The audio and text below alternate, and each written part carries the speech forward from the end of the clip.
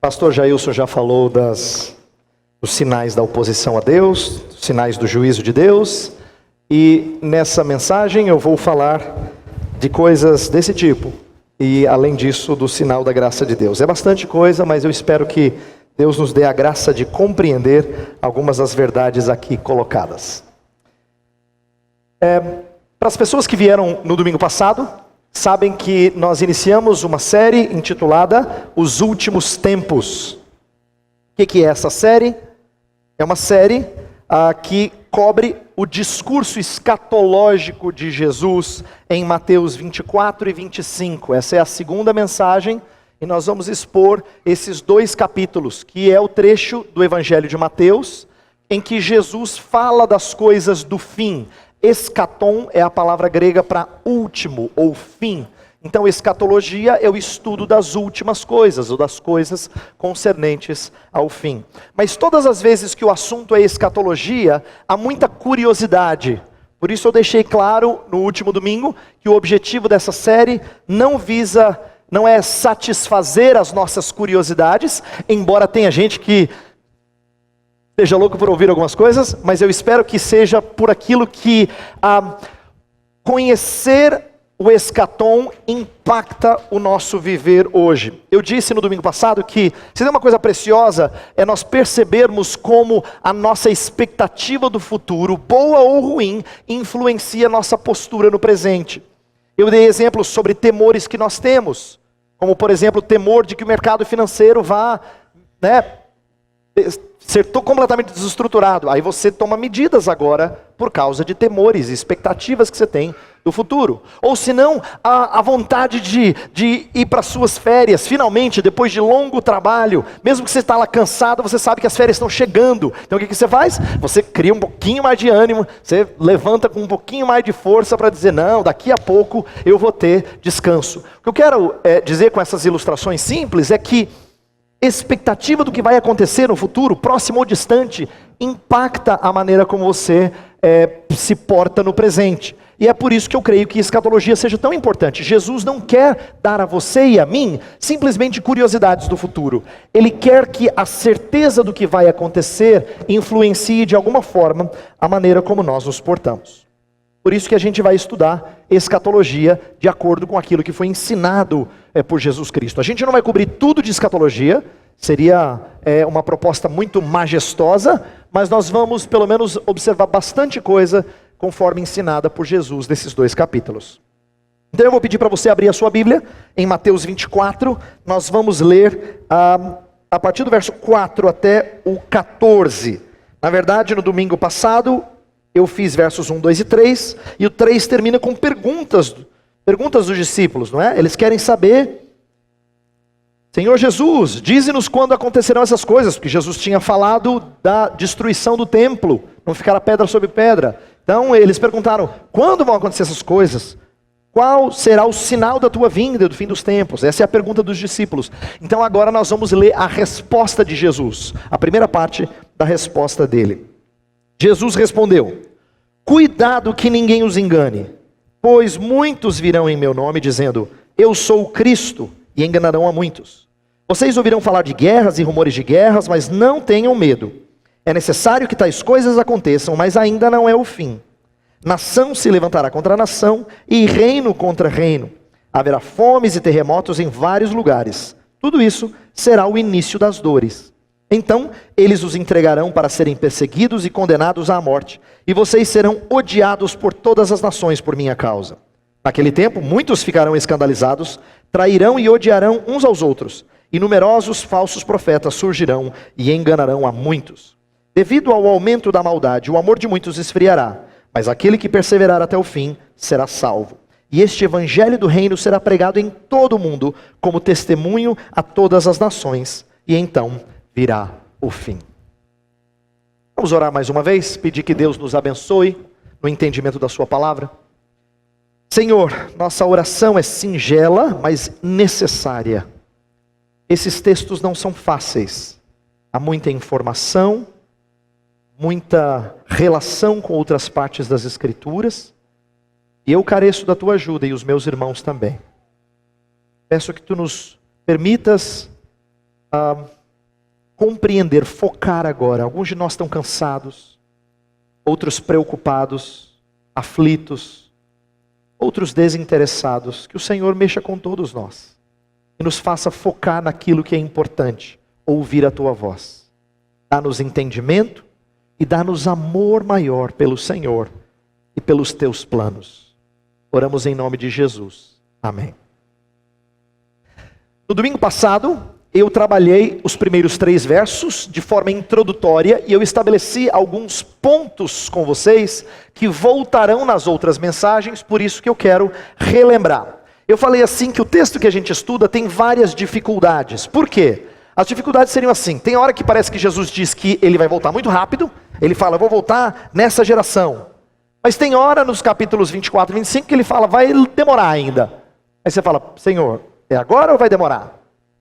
Tem vezes que Jesus diz que ele vai dar sinais, que dão a impressão de que você vai saber que está chegando, e tem hora que ele fala assim, ninguém sabe.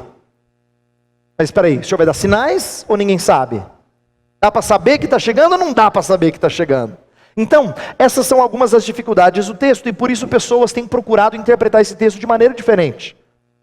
E eu falei de 2 interpretações e eu quero lembrá-las o que elas representam. A primeira é uma interpretação futurista. Futurista porque diz respeito ao futuro. Ela enxerga que esses capítulos, principalmente o 24, diz respeito a sinais que ainda vão acontecer. Praticamente só coisa do futuro. Jesus não estaria respondendo à destruição do templo de Jerusalém lá no ano 70. Mas ele estaria falando de coisas que iam acontecer na última geração antes de Jesus voltar. E eu falei de alguns problemas dessa interpretação. Eu vou voltar um pouquinho nisso logo mais. A interpretação preterista é o oposto. Ela diz, não, tudo que Jesus falou até o versículo 35 já aconteceu. No ano 70, o imperador Tito invadiu Jerusalém, trouxe grande destruição. Então as coisas que Jesus previu aconteceram ainda nos dias daqueles que ouviam a ele. É uma interpretação preterista, por quê? Porque ela diz respeito ao nosso passado, tá? Então ela aponta só para coisas que valeram para aquela geração que ouviu Jesus, e não para nós. Eu também apontei algumas dificuldades que eu tenho com essa interpretação, embora ambas tenham pontos interessantes. No entanto, o que eu propus a vocês, que é comum na tradição reformada, é entender as palavras de Jesus em perspectiva profética. E eu usei a ilustração de pinturas ou figuras que são bidimensionais. Aquelas que não têm profundidade, que parece que tudo está na mesma linha. Eu falei dos desenhos dos egípcios, por exemplo, que todo mundo, os bonequinhos estão todos na mesma linha. Falei da cordilheira, em que os picos parecem que estão um do lado do outro, quando na verdade existe distância entre eles. Essa é uma figura, uma ilustração do que acontece quando um profeta, no Antigo Testamento, quando ele falava de coisas futuras, ele pintava aspectos diferentes e acontecimentos diferentes numa tela só, como se elas fossem todas acontecer de uma vez só, na mesma época. O que Jesus faz, e os apóstolos, eles colocam profundidade nessa tela, mostrando que tem coisa que está mais próxima e tem coisa que está mais distante. Portanto, a perspectiva profética é entender o discurso de Jesus da mesma forma. Isto é, ele tem um aspecto em que iria acontecer naquela geração, para os ouvintes de Jesus, nos próximos anos ali, mas também tem um aspecto em que ela aponta para gerações posteriores, para que o discurso de Jesus tenha relevância. E eu falei que os reformados têm costume de falar da tensão entre o já e o ainda não. O que é o já e o ainda não? É dizer assim, tem coisas do porvir que já são realidades, mas tem coisas que ainda não são. Por exemplo, Jesus Cristo às vezes disse assim, se eu expulso demônios pelo poder do Espírito, então o reino de Deus chegou. Ele expulsava pelo poder do Espírito, então você deduz que o reino de Deus chegou.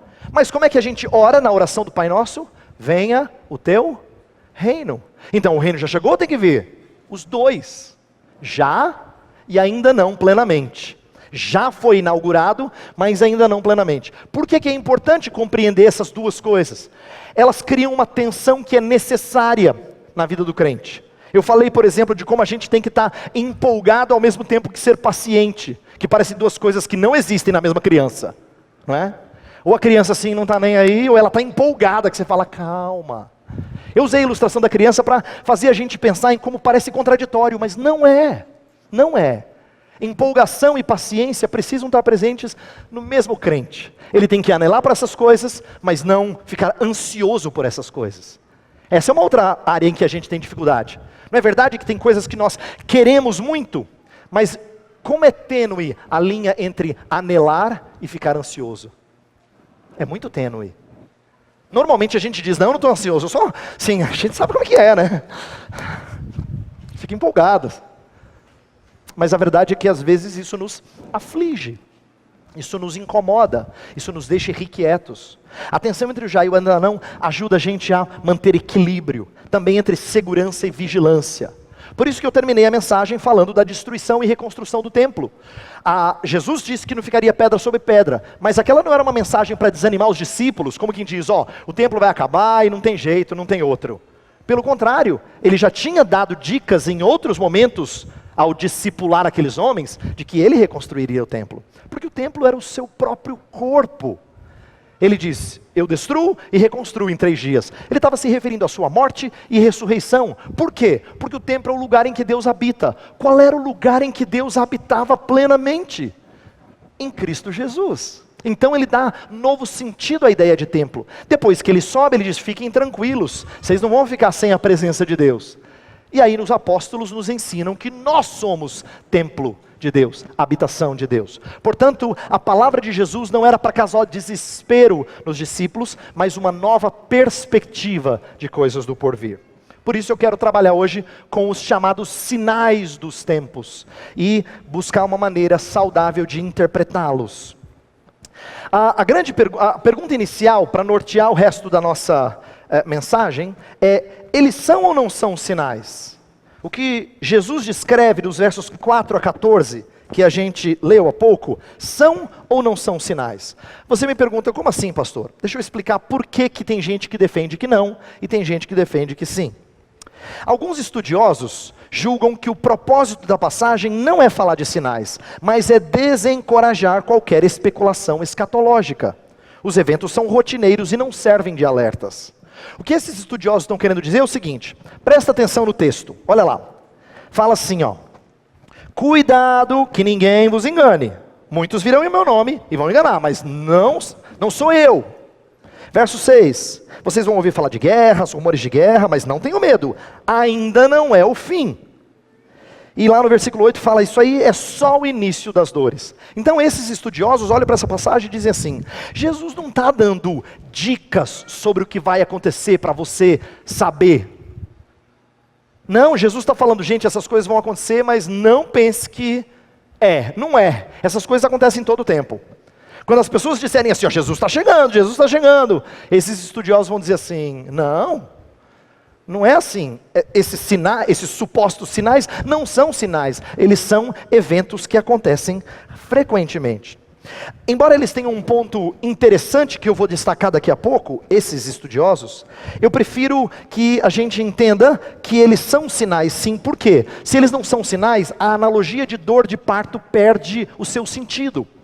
Imagina que Jesus, olha só, versículo 8, Jesus fala assim, porém tudo isso é o princípio das dores. O princípio das dores é a analogia de dor de parto. Agora, se você fala assim, isso aqui não é o fim, é só o início. Mas é o início do quê? É o início do fim. Porque quando a mulher começa a ter as dores de parto, significa que está perto. Ela pode não saber quanto tempo vai levar, mas está perto. Então, eu creio que é melhor nós entendermos essas coisas como sendo início, portanto não deve deixar a gente desesperado. Normalmente, mãe de primeira viagem, que aí num primeiro indício de dor, mãe mais escolada, assim, ela fala, calma, ainda vai levar um tempo. As contrações ainda estão espaçadas. Isso é para mostrar que, às vezes, dependendo da maneira como a gente interpreta aquilo, nós podemos entrar em desespero. Gente, está acontecendo. Jesus falou assim, calma. Isso é o princípio das dores. Portanto, eu prefiro que a gente entenda essa passagem como Jesus encorajando a gente a discernir, a ter mais mas sensatez, sem querer calcular nada, sem querer datar nada, porque Jesus mesmo disse que nós não poderíamos fazer isso. Portanto, nós vamos falar de sinais. Agora veja como é que os sinais são interpretados naquelas duas linhas que eu mencionei antes, os futuristas e preteristas. Olha só, para os futuristas, sinais acontecerão apenas na última geração. Eles entendem que, versículo 8, por exemplo, princípio das dores significa que, se é o princípio das dores, está no finalzinho, então se está no finalzinho só pode ser a última geração. Então não valeu para a primeira geração que ouviu Jesus, só vai valer para a última quando Jesus chegar. Essa é a interpretação deles. Versículo 14 fala que o evangelho será pregado a todas as nações. Foi nos dias dos apóstolos? Eles dizem não, mas já foi agora? Não, ainda vai ser. Por isso que a gente tem que enviar missionários para todos os lugares, para que eles preguem o evangelho a todas as nações, e então Jesus virá. E os demais versos, que mostram os sinais nos céus e assim por diante, tudo isso eles interpretam como sendo futuro, ainda não aconteceu. E aí, alguém diz assim, mas peraí, Jesus não falou com os discípulos assim, ó, vocês verão isso, vocês experimentarão aquilo. Aí eles falam assim, não, o uso da segunda pessoa não é prova de que Jesus estava falando com aquela geração. E aí eles usam o argumento de que profetas também faziam isso no passado. Eles, quando queriam prever alguma coisa sobre um juízo futuro de Deus, eles também usavam segunda pessoa. Então o argumento deles é de que segunda pessoa não é prova de que Jesus estava falando de algo que aconteceria no dia dos discípulos. Qual é uma tendência muito comum entre esses futuristas? Muitos deles tendem a cair num espírito de adivinhação. Por exemplo, eu estava lendo um autor que começa a interpretar várias coisas como sendo nesse espírito de adivinhação. Vou ilustrar. Ele fala assim, ó, Daniel 7 fala de 10 chifres, ele associa com a União Europeia. Né? Depois ele fala, tem o Reino do Norte, que fala lá em Daniel 11, o Reino do Norte é a Rússia. Num outro texto fala de um exército de 200 milhões de soldados em Apocalipse 9, isso aí é a China, que já ultrapassou esse espírito de adivinhação que você já ouviu antes, de gente tentar detectar algum evento político e relacionar com passagem bíblica, é uma característica de quem tem essa perspectiva futurista. Bem, quais os problemas com essa perspectiva? Primeiro, se só vai valer para a geração do fim, de que vale os discípulos ouvirem aquilo? Ok, Senhor, vai demorar bastante? Tá bom. De que vale para a gente se essas coisas ainda não aconteceram? Você pode dizer assim, o evangelho ainda não chegou a todas as nações. Fica sossegado, viu, presbítero? Ainda vai levar um tempo. Eita, ainda tem muita etnia que não recebeu o evangelho. Falta aplicabilidade, tanto lá atrás, quanto nos dias de hoje. Falta também entendimento do aspecto corporativo do povo, que é o seguinte, quando fala assim, vocês, Jesus nunca restringe, nem os profetas restringiam só àqueles que estavam ouvindo. Por quê? Paulo também não escreveu cartas falando com os Efésios, com os Gálatas, mas a gente lê e fala, não, isso aí é só para os Efésios. Claro que não. A gente lê e diz assim, não, isso aí é para o povo de Deus. Embora ele tenha se dirigido a eles, nós, como povo de Deus, somos tratados sempre corporativamente, como sendo o povo de todas as gerações. Então Jesus usar a segunda pessoa sempre tem ligação ao longo da história. Não é só para aquela geração, ou para alguma geração futura, mas para todas as gerações. E esse espírito de adivinhação que eu falei, é uma contradição com a incerteza do tempo dos acontecimentos, não é? Se Jesus fala, ninguém sabe, e ele vai afirmar isso, nós vamos estudar isso um pouquinho mais tarde na nossa série. Se ninguém sabe, por que você fica identificando? Isso aqui é aquela nação lá. Isso aqui, você já viu? É Amós capítulo 2 lá que fala vai contra todo o espírito de não saber. Então, existem muitas coisas nesse estilo de escatologia que está cheia no nosso Brasil, que não combina com as tônicas de Jesus. Mas a visão preterista, ela faz o oposto. Todos os eventos ocorreram entre o ano 33 e 70, comprovado em atos e fontes extra-bíblicas. Então eles vão dizer assim, perseguição, tem em Atos. Falsos profetas, tem em Atos.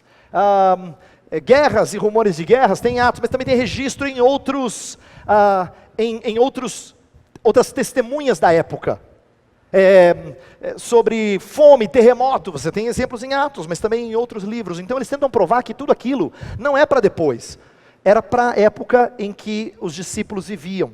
Os versículos 9 a 12 só se aplicam aos discípulos, que eles seriam perseguidos por causa de Jesus.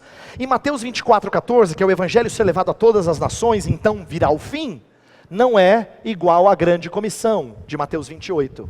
Aquilo lá era para os discípulos, eles iam levar o evangelho para lugares diferentes, então viria o juízo sobre Jerusalém. É assim que eles interpretam. Essa interpretação também tem problemas. Vou dizer por quê.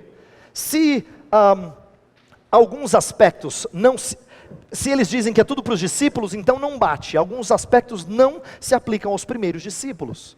Porque alguns autores vão falar que a fé iria esfriar, porque diz isso nos versículos 9, 10, 11, 12, que o amor esfriaria. Então a igreja iria esfriar. Mas você lê o livro de Atos, você não tem essa impressão, né? Você não vê uma igreja vibrante? Você não vê assim uma igreja esfriando. Pelo contrário, você fala assim, uau, eu queria uma igreja assim. Então algumas coisas não se aplicam àqueles dias. Além do que, vários textos mostram coisas que aconteceram depois do ano 70. Por exemplo, eu vou dar um dos melhores exemplos. O livro de Apocalipse, quase todos os autores mostram por A mais B que ele foi escrito no final do primeiro século, lá para o ano 95. E no último capítulo de Apocalipse, Jesus disse assim, eis que venho sem demora. Já passou o ano 70. Como é que Jesus pode dizer que ele vem sem demora? Até porque de 95 até 2017 já passou bastante tempo, né? Então, essa é uma das coisas que a gente vai estudar. Por que que Jesus vai dizer da iminência da sua volta, tá? Há muita incoerência hermenêutica também, que é você dizer que a missão de Mateus 24 não tem nada a ver com Mateus 28, e a falta de aplicabilidade atual. Um dos grandes problemas que eu tenho com essa posição, é dizer assim, se for para os discípulos, então pessoal, fecha a Bíblia, essa parte aí você pode riscar, viu? É só para os discípulos, entendeu? Não é para você, não é para mim, não é para gerações posteriores. Por isso que eu fui enfático no domingo passado, e eu quero mostrar para vocês hoje, como é que a gente olha, através da perspectiva profética, como é que a gente estuda essas passagens. Veja só, a ideia de perspectiva profética é dizer assim, Jesus podia estar falando alguma coisa que cumpriu-se naqueles dias dos discípulos, mas isso não invalida o fato de que pode ter cumprimento posterior. Presta atenção. O fato de ter cumprido ali nos dias dos discípulos, não invalida o fato de que pode cumprir de novo no ano 600, no ano 1200, no ano 2000 e assim por diante. Porque frequentemente passagens bíblicas do Antigo, e a gente tem que entender isso no Novo também, elas têm a ideia de múltiplos cumprimentos. Às vezes 2, mas às vezes até mais. Por exemplo, eis que a virgem conceberá e dará à luz a um filho. Você sempre conecta essa história com Jesus, porque está citado no Novo Testamento. Mas só que quando essa passagem foi anunciada, Deus falou por intermédio do profeta Isaías, para o rei Acás. Diz, você verá um sinal. Eis que a virgem conceberá e dará à luz um filho. Como assim verá um sinal se ele viveu 700 anos antes de Cristo? Alguma coisa aconteceu ali que foi um cumprimento primeiro, mas que apontava para uma realidade maior lá na frente, que era o nascimento miraculoso do Salvador Jesus Cristo. Então profecias fazem isso sempre. Elas têm um cumprimento imediato, primeiro para aquela geração, para que ela aprenda a palavra de Deus, mas não significa que ela não tenha algo maior e mais pleno lá na frente. E eu quero que você entenda que isso acontece em vários contextos. As promessas, sejam de bênção ou de maldição, têm um cumprimento posterior mais pleno do que o primeiro. O primeiro é um tipo daquilo que vai acontecer, mas a realidade mesmo, ela é mais plena. Eu vou dar exemplos na Bíblia que talvez fiquem mais claros. Você lembra que Deus falou para Abraão assim? Abraão, você vai ter uma descendência numerosa. Não é? Essa promessa de Gênesis se cumpre já em Êxodo. Se você ler o livro de Êxodo com cuidado, o começo dele fala assim que aquela família que foi para o Egito se multiplicou, a ponto do Egito ter medo e começar a fazer deles escravos. Porque aquela família se multiplicou. Os descendentes de Abraão viraram uma nação, em termos de povo. Lembra que quando Moisés conduziu eles para fora do Egito, eram 600 mil homens, fora mulheres e crianças. Então, as 70 pessoas que desceram para o Egito 400 anos antes, viraram 600 mil homens, mais mulheres e crianças. Então, ele teve uma descendência numerosa. Mas como o Novo Testamento interpreta a descendência de Abraão? Não fala, se cumpriu em Êxodo, pessoal, acabou. Não, fala que nós somos filhos de Abraão, irmãos de Isaac. Os da fé são filhos de Abraão. Paulo fala isso em Romanos, fala isso em Gálatas. Por quê? Porque a ideia de ter muitos filhos em Abraão tinha um cumprimento primeiro, mas tinha uma realidade muito maior lá na frente, para o qual esse cumprimento primeiro apontava. Então, ele teve muitos filhos? Teve. Mas o que Deus queria ensinar? Que quando ele promete que uma igreja vai crescer, ele cumpre. Quando ele promete que pessoas que pregam o evangelho verão outros crendo, e a igreja de Cristo se expande, ele cumpre. Ele traz filhos espirituais. Assim como ele fez para Abraão. Abraão diz assim: Senhor, já sou velho. Assim como a gente pode dizer: Senhor, essa igreja aqui, será que cresce? E Deus faz crescer quando a sua verdade é pregada. Então eu quero que vocês compreendam que um cumprimento primeiro aponta para um cumprimento maior lá na frente. Mesma coisa de juízo sobre as nações. Não é verdade que você lê vários profetas que falam assim: Edom vai ser castigada, Amon, ou os ninivitas, ou a Assíria, ou qualquer outra nação. Você já leu isso na sua Bíblia? Parece que não faz sentido nenhum. Mas quando você lê o livro do Apocalipse, fala que perto do fim as nações seriam castigadas, aqueles que se opusessem a Cristo. Então, aqueles primeiros juízos lá atrás, eles têm cumprimentos maiores lá na frente, do juízo de Deus, um juízo final. A ideia é que Deus vai dando dicas do que vai acontecer. Deus nunca surpreende vocês e fala assim: uau, essa eu não esperava, Senhor. Ele vai dizendo assim: ó, eu não fiz lá atrás. Ele é didático, entendeu? Um primeiro cumprimento que aponta para uma realidade maior e mais plena. Mesma coisa da habitação de Deus. Deus não falou assim: ó, eu serei o vosso Deus e vós sereis o meu povo, não é? Deus mandou o povo fazer um tabernáculo, que era uma tenda que você construía aqui. Quando passava o tempo de ficar nesse lugar, levanta acampamento, vamos para outra parte do deserto, constrói o tabernáculo aqui, Deus se faz presente no tabernáculo. Mas no último capítulo da Bíblia, na verdade nos últimos dois, Apocalipse 21 e 22, fala que no novo céu e na nova terra não era templo, porque Deus tabernaculará com o seu povo. Promessa dele, só que muito mais plena do que aquela tendinha. Entendeu? Deus faz isso ao longo da Bíblia. Ele sempre faz isso. Ele promete alguma coisa, às vezes boa, às vezes ruim. Ela tem um primeiro cumprimento, mas ela tem um cumprimento mais pleno lá na frente. Uma realidade mais sublime lá na frente. E eu quero que a gente enxergue o discurso escatológico de Jesus assim. Um cumprimento mais pleno lá na frente. Então, brevemente, alguns tipos de sinais que eu vou mencionar hoje. Não vou discorrer sobre eles delongadamente. Mas alguns autores descobrem que tem 3 tipos de sinais, como o pastor Jailson já preparou na liturgia. Olha só. Sinais da graça de Deus. A proclamação do evangelho a todas as nações, está no nosso texto. Romanos 11, que é um texto que eu já preguei, fala da salvação da plenitude de Israel. Também é uma realidade que aponta para a graça de Deus nesta terra. Existem sinais do juízo de Deus, como o pastor Jailson destacou na liturgia. Guerras, terremotos, fomes, epidemias apontam para o juízo de Deus.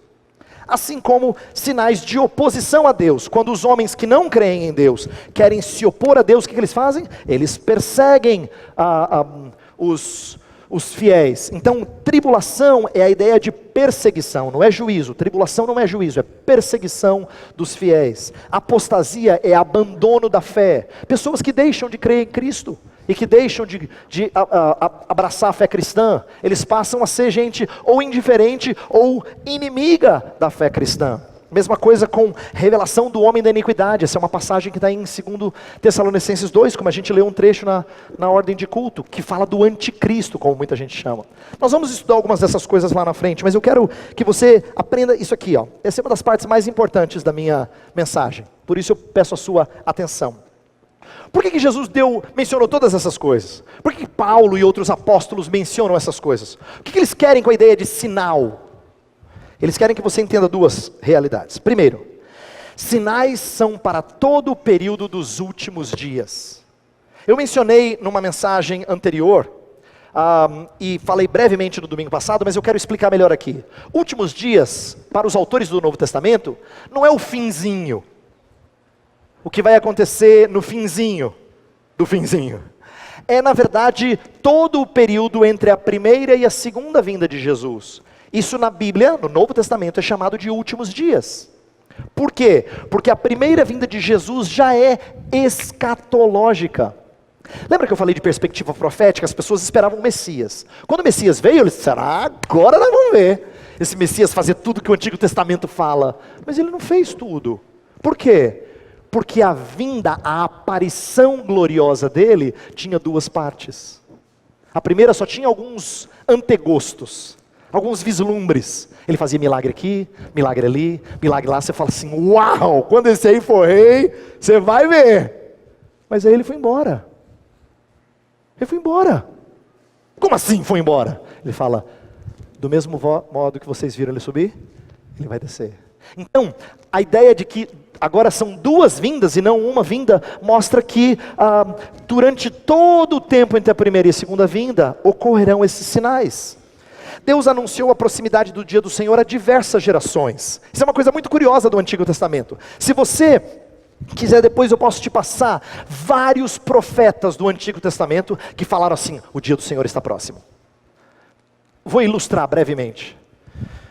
Joel, provavelmente no século 9 a.C., fala assim, o dia do Senhor está próximo. Amós, 8º século a.C., o dia do Senhor está próximo. Isaías, o dia do Senhor está próximo. Aí você vai para Sofonias, que já está 100 anos mais na frente, o dia do Senhor está próximo. Mas está próximo ou está próximo? Ou não está próximo? Vai demorar, no 9º, no 8º, no 7º, no 6º, todo mundo fala que está próximo, e não chega. Por que Deus faz isso? Deus quer que o seu povo esteja alerta sempre. Então o senso de iminência é para ensinar-nos a estarmos vigilantes. Por quê?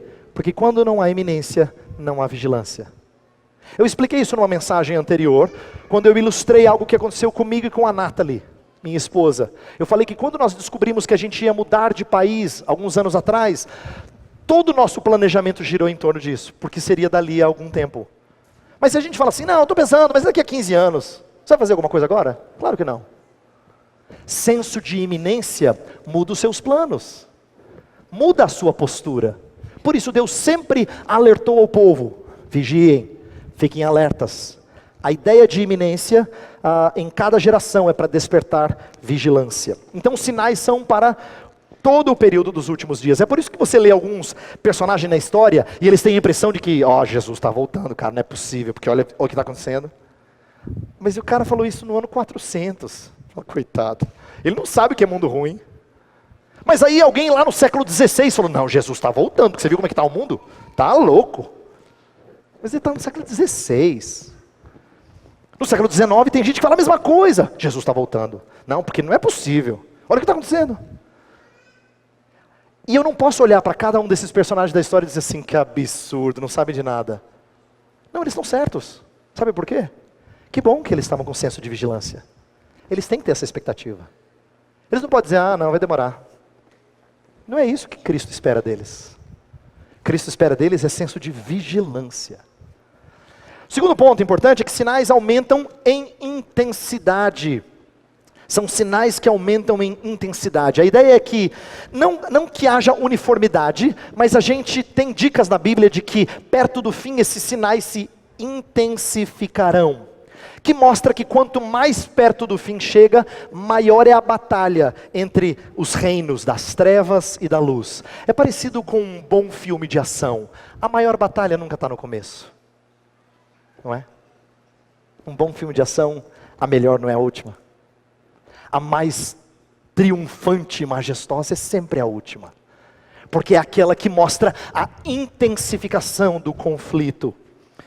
E isso incendeia a nossa esperança escatológica. Então o pastor Jailson bondosamente fez um gráfico para ilustrar, para ajudar você a entender melhor o que a gente quer dizer por esses dois princípios. A ideia é que entre a primeira vinda de Jesus, sinalizada por essa cruz, e a segunda vinda de Jesus, pela seta que desce, existe uma oscilação de sinais. Por exemplo, tem época que tem mais perseguição, tem época que tem menos.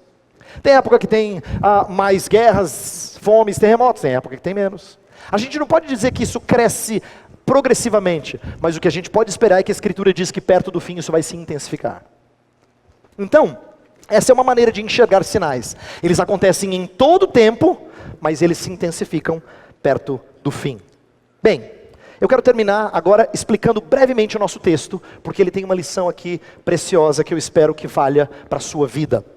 O que é que Jesus está querendo quando ele responde aos discípulos? Lembra, se coloque no lugar dos discípulos. Eles admiram o templo. Jesus diz assim, vai ser destruído tudo. Senhor, não é possível, vai acabar tudo. Quando é? Explica para a gente quer saber. Aí Jesus vai dar uma resposta para pastorear o coração deles. Tem hora que Jesus fala umas coisas que você diz, Senhor, isso não pastoreia não, isso desanima. E tem hora que isso anima. Mas veja como é que Jesus trata da questão. Quando os discípulos querem saber quando vai acontecer e que sinais haverá, a primeira coisa que Jesus fala é cuidado. Cuidado, tá? Porque quando você fica na expectativa é fácil ser enganado.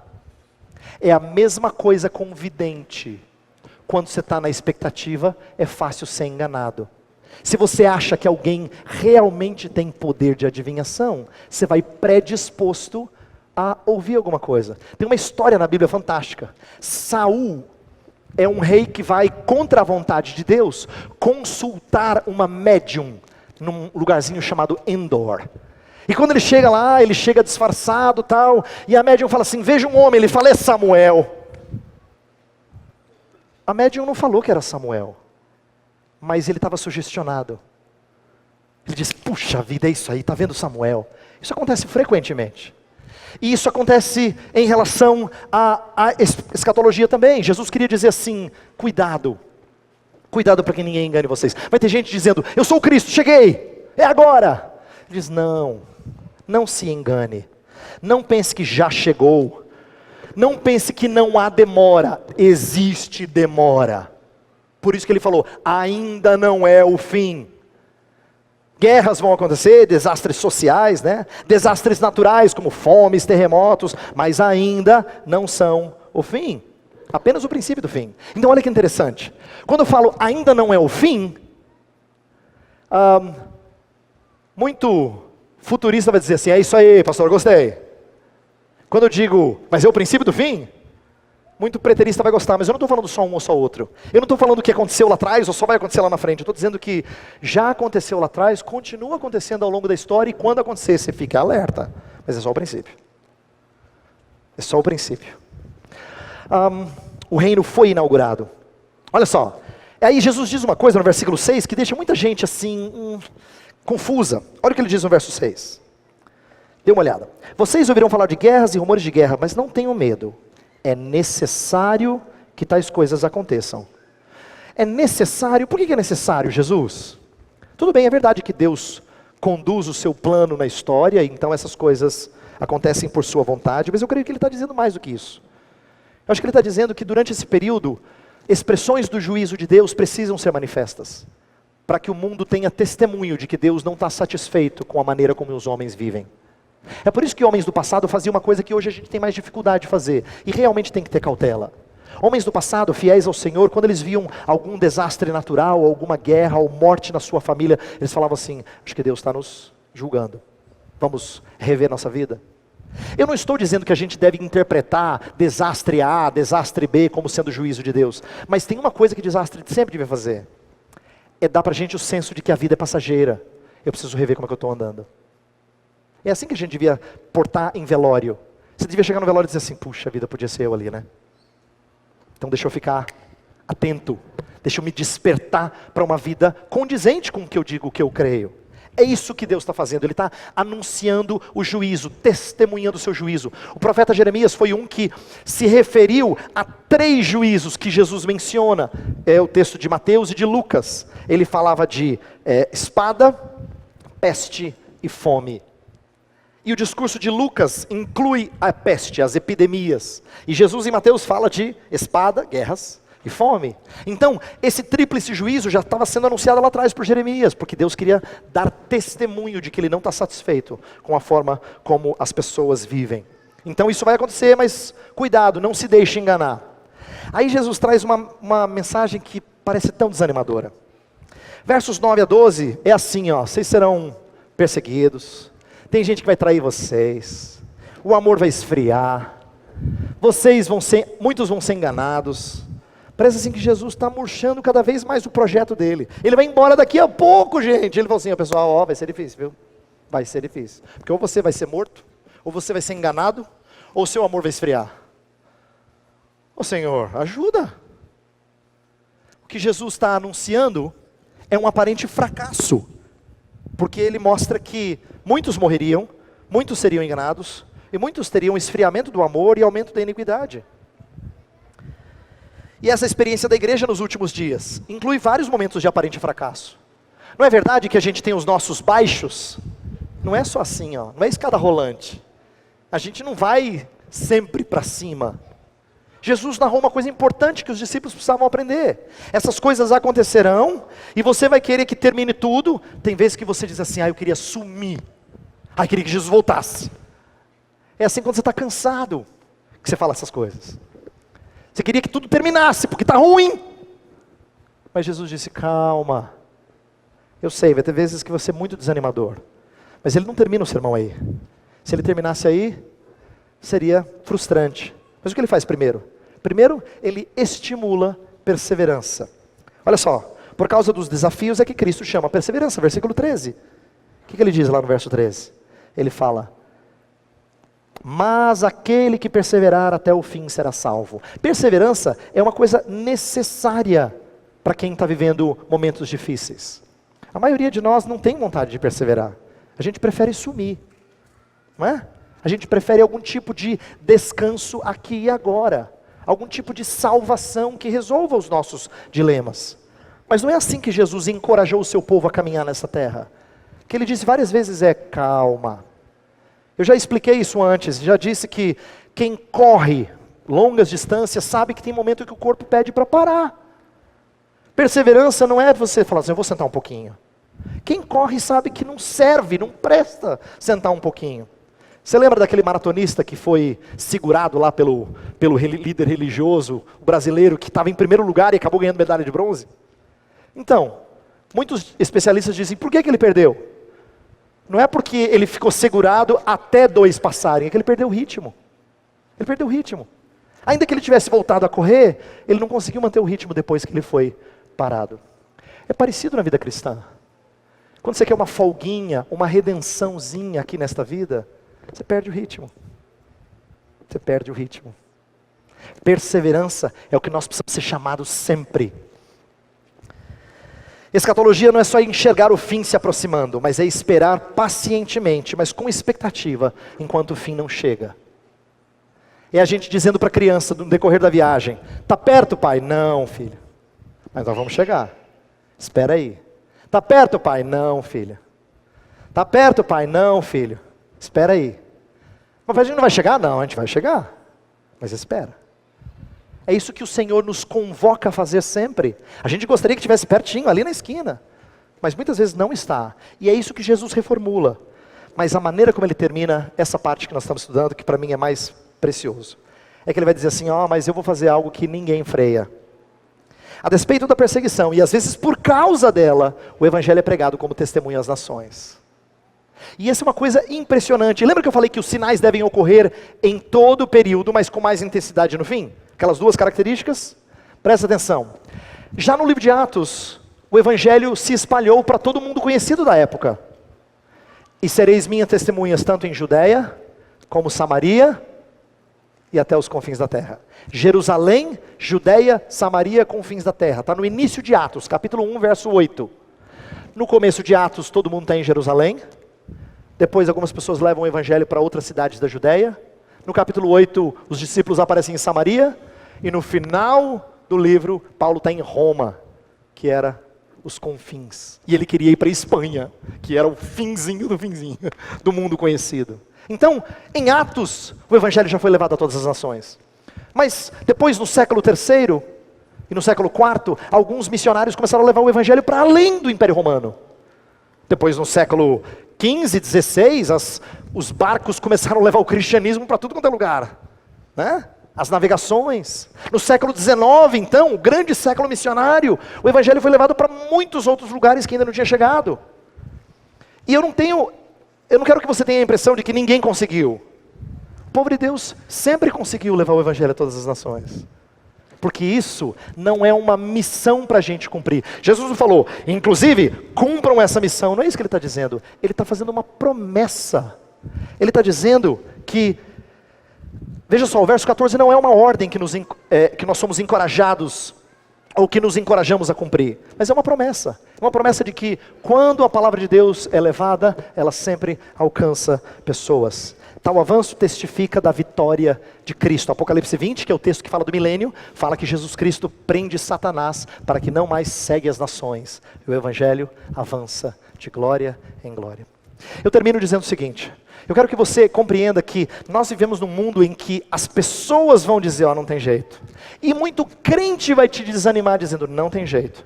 Mas eu quero que você se lembre de que em meio a muitas trevas, e de fato esse mundo é repleto de trevas, trevas não freiam a luz. Onde a luz chega, as trevas vão embora. As trevas nunca detêm a luz. É por isso que Jesus Cristo termina essa parte encorajando-os, na verdade, de que o avanço será irrefreável, impossível de ser parado. Eu quero que você caminhe nessa vida assim. Não pense que vai acontecer logo ali para você dizer, ufa, pelo menos agora eu tenho descanso. Não, vai demorar. Às vezes vai demorar. Eu não sei quando, mas às vezes vai demorar. E você e eu somos chamados à perseverança na expectativa de que Cristo está avançando. E Ele não avança para perder. Ele avança sempre para conquistar. Quero conduzir você a cantar um hino que fala disso. Que fala de uma bandeira do rei que a gente tem que carregar. Essa bandeira é o Evangelho levado a todas as nações. Vamos nos colocar em pé e vamos cantar o hino 303 do nosso inário.